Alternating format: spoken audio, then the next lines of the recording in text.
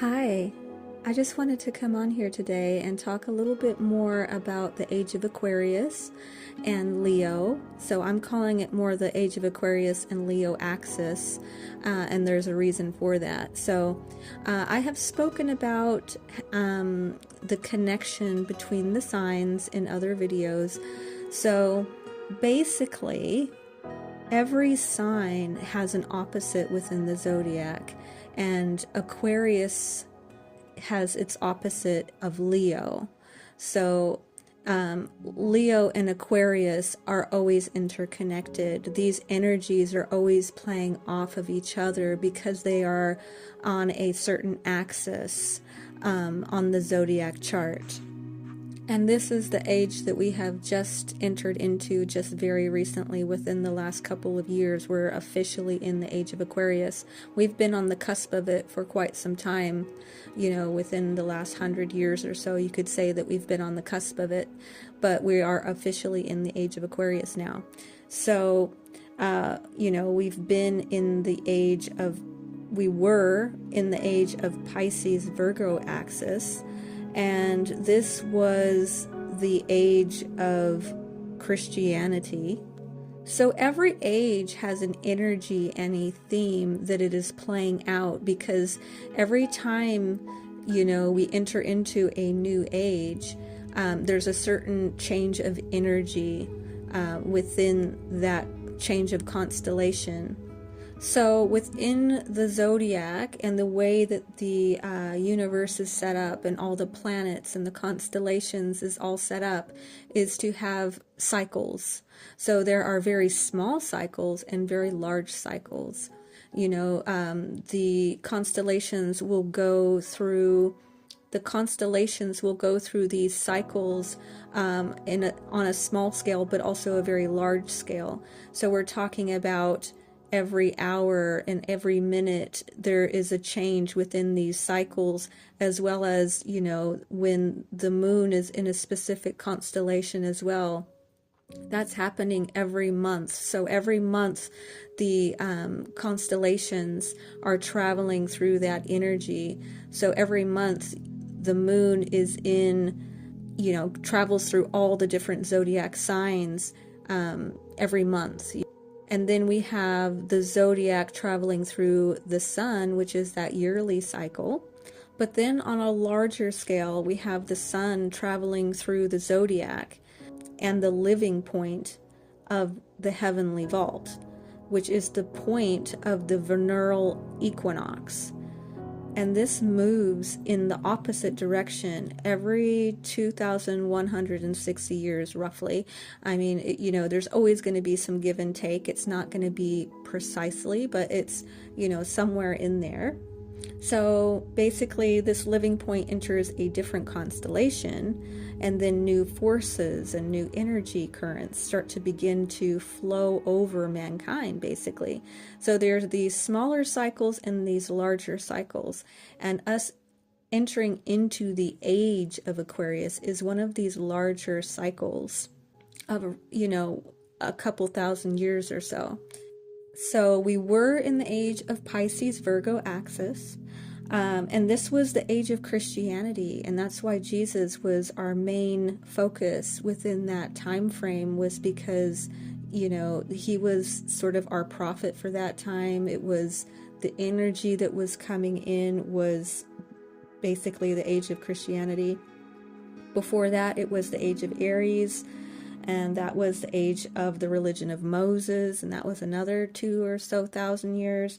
Then we had the age of Taurus, and that was the age of the Egyptian and the Babylonians, and that was another couple thousand years. And now we are entering in the age of Aquarius and Leo axis, because these two energies are always connected to each other. They're always playing off of each other. And this is the age of true knowledge. So Aquarius is a knowledge that awakens and gives life. Okay, so this knowledge is how to vibrate in unison and harmony with the laws of the cosmos. Aquarius is pouring this life-giving water upon all of humanity.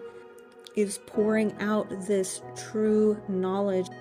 So now I want to talk about some of the energy that's coming in here and some of what the theme of this energy is of Aquarius and Leo, because these two are connected, and it's the age of love and wisdom.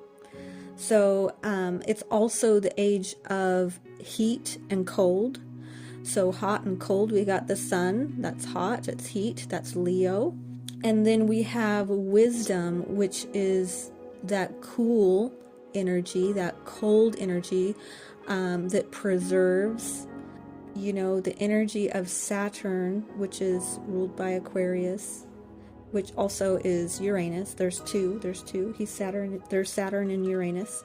But Saturn is that coolness that is wisdom and mental activity, like a meditative Zen-like state is in that coolness. It's not in the heat, actually. It's in the coolness, That's what conserves what is good. It preserves the goodness, basically. And then Leo is the creative fire. It's that cosmic heart. It's the love that warms us. It is the spiritual love, which is purifying everything. It's coming from the sun. It's that energy from the sun, which is ruled by Leo, and is really connected to the coming of the Christ consciousness as well. Jesus came from the tribe of Judah. Well, Judah has always been represented by the lion, which is also what Leo is. It's represented by the lion, which is also that sun energy. So that's, there is a connection there for the Christ consciousness and the sun and Jesus. All of that is all connected to this here. So as we are entering now into the age of Aquarius, this means that we're at the beginning point of this very long cycle of a couple thousand years, and it's going to take a good 1,000 years or so for us to really be established in this age, in this new energy. But it's coming in now. It's mostly coming from the sun, which is a part of the constellations here, the Leo energy as well. Aquarius represents this wisdom, right? So this wisdom that's being poured, and this true knowledge that's being poured into the collective, being poured into mankind. And then it's also connected to the Leo energy, that sun energy, that Christ consciousness. This is the creative fire, that cosmic heart. So it's really the age of love and wisdom. So that's the energy that's coming in now. And there's going to be a lot of changes that are going to take place.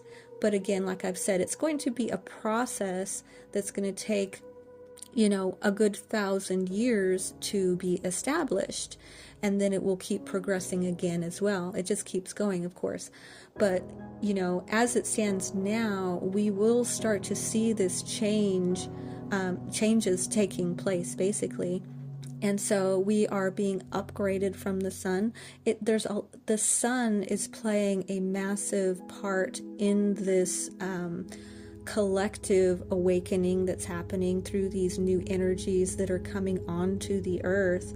And basically the sun is an intelligent being, as is the earth, as are all of the planets. They are not just some sort of thing just floating up there with no intelligence. There's actually intelligence within them. So it's an actual living entity with energy.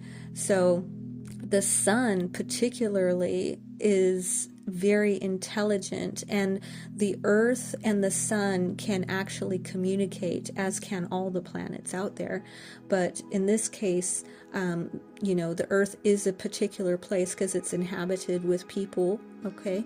And so what's happening here, the earth can also communicate to the sun, and whatever the earth needs, the sun will send a blast of energy to the earth for whatever it needs. So the sun is purifying mankind. It's also sending these energies of this creative fire, this cosmic love, and it's upgrading our DNA and all of these things. So once, but it's a process, that's why we're having these ascension symptoms and all these things are starting to happen. Our lives are beginning to change and life is starting to look a little different, a lot because of this energy that's coming from the sun, but also entering into this age of Aquarius, which is a whole new constellation and a whole new era, a whole new cycle of being an energy now coming on to mankind of true knowledge, true wisdom, this pouring this out into mankind. So we are, also learning how to harness the power of our mind. We are only at the very beginning level of this. And so, but as we develop into this more and more, we're going to be able to do things very much different than what we do now. Life is going to change drastically with our capabilities, the things that we're going to be able to do. Our bodies are going to change. We're going to be able to activate our body of glory, which is our spirit body, and we'll be able to sort of transfigure ourselves at will. Okay, so we'll be able to be in our spirit body when we would like to be in our spirit body, but also be in a physical flesh body when we want to be in a physical flesh body. We'll be able to transfigure ourselves in and out depending on what we're doing and what we want, what we're wanting to achieve, or just how we feel, I suppose. We'll be able to move in and out of these two bodies. Telepathic communication will be very normal. This will be a normal thing. We will also be able to teleport ourselves because we will be able to, like I said, use our body of glory. We'll be able to transfigure ourselves into our spirit body, which means we will be able to teleport ourselves from one place to another place instantly. So without any sort of traveling method like airplanes or vehicles, we'll just be able to beam me up, Scotty, basically, but without any technology. We'll be able to basically teleport ourselves to where we want to be. So those are going to be some of the abilities. We're also going to be able to instantly manifest. Our mind is what is creating our reality, and we don't actually need to go through these processes of, working, making money to buy things. We can actually just have things that we need just by thinking of those things that we need, and they will just magnetize into our lives.